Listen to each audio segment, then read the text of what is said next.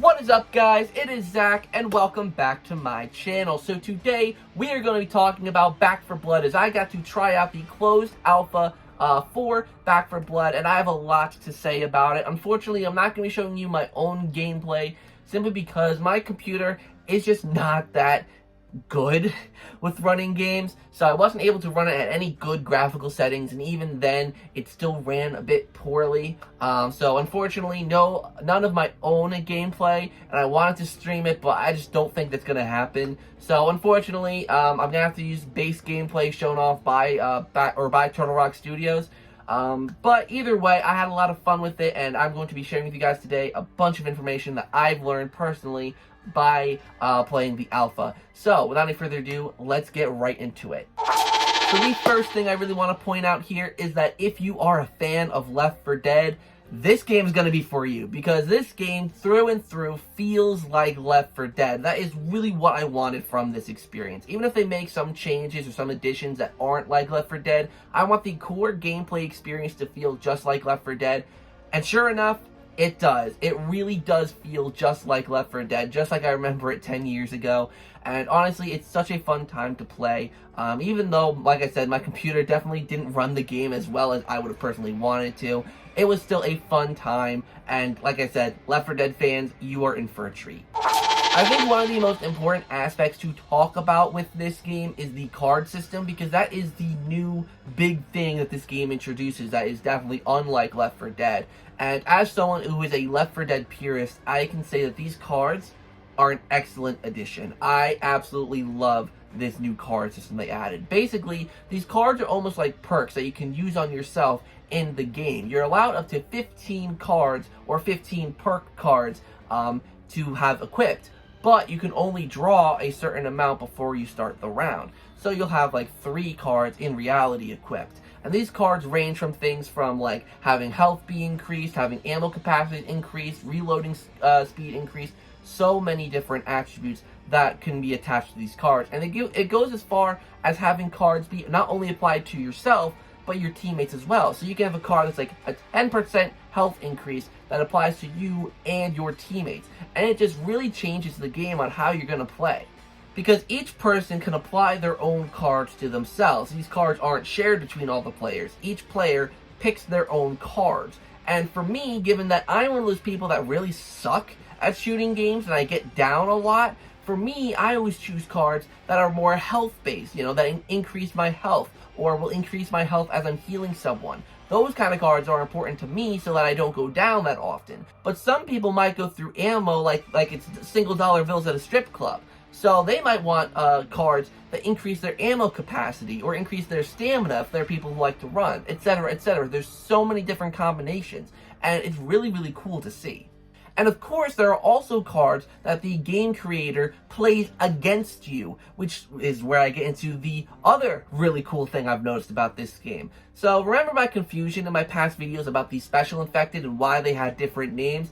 Well, this mostly got cleared up. Basically, there are cards that are played against you that affect the Special Infected and give them whole different abilities. So for example, right, the Wretch is a boomer. Plain and simple, the Wretch is a boomer. It throws up on you, it blinds you, and you gotta live with it.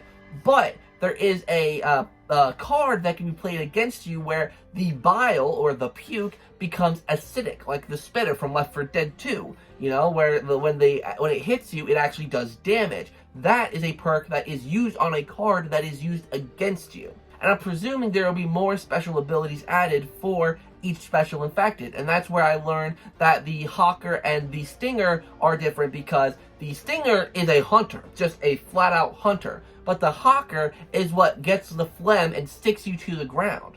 So all these Special Infected now have all these different abilities that they can use based on whatever card's being played against you. And again, it really does make each playthrough different, because usually okay, that's a hunter, he's gonna jump on me and I gotta make sure to shoot him before he pounces me. Or, oh, there's a boomer, I gotta shoot him from far away and make sure he doesn't puke on me.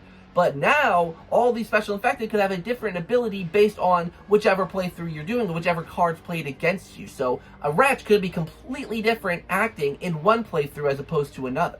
There's just so many things that are so unique about these cards, and I really like it. I really like how these cards are being implemented, and I hope they go really far with them, making Special Infected do even more different things, adding more perks and more incentives, and it just looks super, super cool.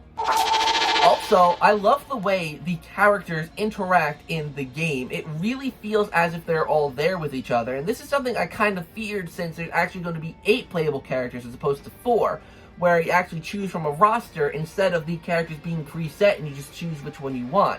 It could be different players each time, or different characters each time, but they still interact in a way that seems seamless. And I'm really excited to see all the other 4 characters and how they interact with the 4 we've already come to know. And the 4 characters that we have come to know, I really like it. Each one of them has their own individual personality, and I really like it. Hoffman is a grumpy old guy. Holly is a little savage college student. You know, Evangelo seems like a really cocky, arrogant guy, and then Walker is just kind of the one that's kind of trying to keep the team together. There's a really unique dynamic between those 4, so I cannot wait to see the other 4 characters.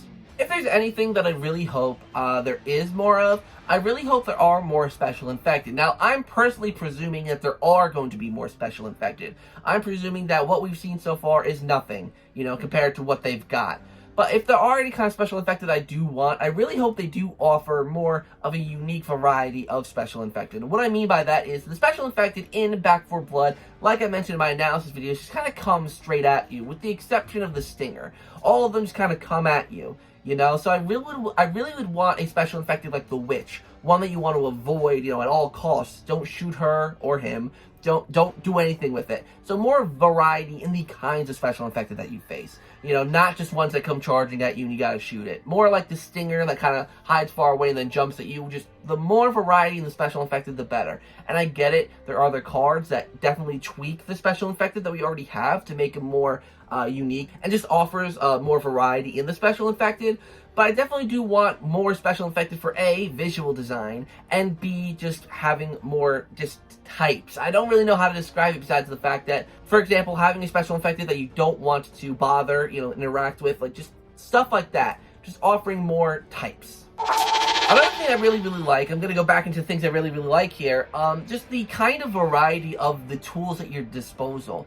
Like, there are cards that can make it so that you can have 2 guns, like an extra gun as your secondary weapon, as opposed to, you know, like having a gun and a melee weapon or a pistol. You know, you can have a secondary weapon be like a primary weapon. It's really cool stuff. And there's like a little shop where you can buy things like pain pills and, you know, all that kind of stuff. And that's used by getting copper. And that's a whole other aspect of this game, copper. Now, I'm presuming we don't know the full significance of copper yet, but basically there are these stations in the safe rooms where you can buy pain pills, health packs, grenades like Molotovs, firecrackers, regular grenades. There's just so much stuff that you could get with these copper points, and you get them from doing melee attacks on zombies. You just get them casually throughout the gameplay, and you can use those to get the equipment you need.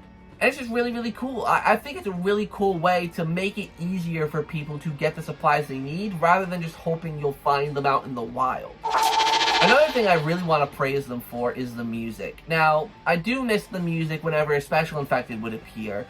You know, whenever a Special Infected would appear, you hear the music and you have to figure out which one it is before they actually attack you. That's not in the game. I really hope they implement that in. But because of how much the Special Infected seem to show up, that probably wouldn't be very likely. But either way, the music in the main menu theme is really the only music I think I really heard. The main menu music, honestly, is so good. It actually sounds a lot like the Left 4 Dead menu theme. But it's Back 4 Blood, and it sounds different. I'm going to give you guys a little snip of what the menu theme sounds like, and honestly, it's pretty good.